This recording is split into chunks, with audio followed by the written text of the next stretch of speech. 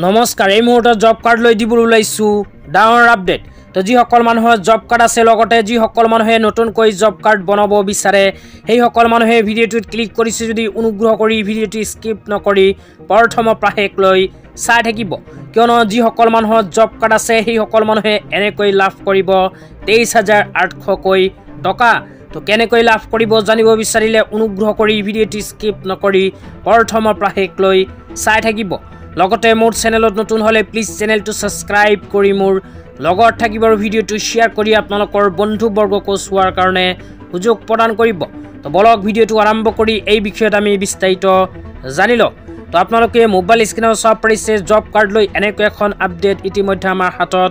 আহি পৰিছে তো ইয়াতে লিখা আছে মহাত্মা গান্ধী ৰাষ্ট্ৰীয় গ্ৰাম্য নিয়োগ নিশ্চিত আঁচনি MG এনৰেগা তো তাৰ পিছত আৰু কি লিখা আছে পঢ়ি শুনাই দিছো অনুগ্ৰহ কৰি ভিডিঅ'টো স্কিপ নকৰি চাই থাকিব তাৰ পিছত লিখা আছে আপুনি মজুৰি ভিত্তিক কৰ্মসংস্থাপন বিচাৰে নেকি তাৰ পিছত কোৱা হৈছে আপোনাৰ বয়স 18 বছৰ বা তাতকৈ অধিক নেকি তেন্তে আপুনি আপোনাৰ গাঁও পঞ্চায়তত যোগাযোগ কৰক গ্ৰাম উন্নয়ন সকলৰ সৈতে সকলৰ বাবে অসম চৰকাৰে কেন্দ্ৰীয় চৰকাৰৰ সহযোগিতাত আপোনাৰ দৰে ইচ্ছুক ব্যক্তিৰ বাবে ৰূপায়ণ কৰিছে মহাত্মা গান্ধী ৰাষ্ট্ৰীয় গ্ৰাম্য নিয়োগ নিশ্চিত আঁচনি হয় আপুনি কাম কৰিব বিচৰাৰ 15 দিনৰ ভিতৰতে কাম পোৱাৰ লগতে কাম কৰাৰ 15 দিনৰ ভিতৰতে প্ৰতিদিনৰ মজুৰি 238 টকাকৈ লাভ কৰিব তো যিসকল মানুহে জব কাৰ্ড বনাব সেই সকল মানুহে জব কাৰ্ড বনোৱাৰ পিছত এবছৰৰ ভিতৰত 100 দিনৰ কাম লাভ কৰিব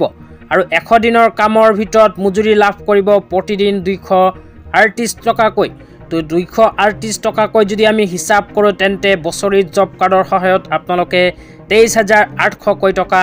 লাভ কৰিব তো তাৰ পিছত আৰু কি লিখা আছে পঢ়ি শুনাই দিছো তাৰ পিছত লিখা আছে মনত ৰাখিব ইয়াৰ বাবে আপুনি ল'ব লাগিব এখন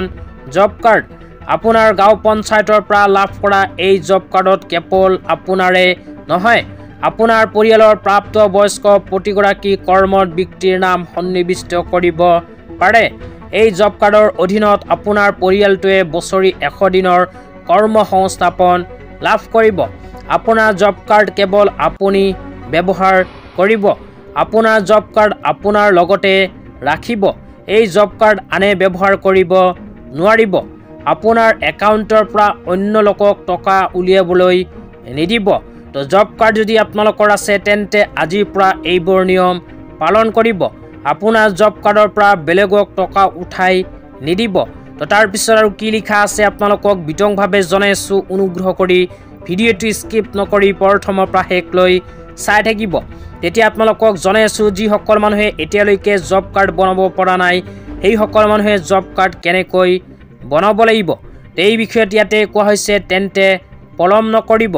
আপোনাৰ গাঁও পঞ্চায়তত যোগাযোগ কৰক আৰু মহাত্মা গান্ধী এনৰেগাৰ অধীনত শ্ৰম কৰি নিজৰ লগতে অঞ্চলৰ উন্নয়ন সাধন অৰিহণা যোগাওক পঞ্চায়ত আৰু গ্ৰাম উন্নয়ন বিভাগৰ দ্বাৰা জনহিতাৰ্থে প্ৰচাৰিত তো আপোনালোকৰ যদি জব কাৰ্ড নাই তেন্তে নতুনকৈ জব কাৰ্ড বনাবলৈ আপোনাৰ নিজৰ পঞ্চায়তত গৈ যোগাযোগ কৰিব লাগিব আজি ইমানেই ধন্যবাদ।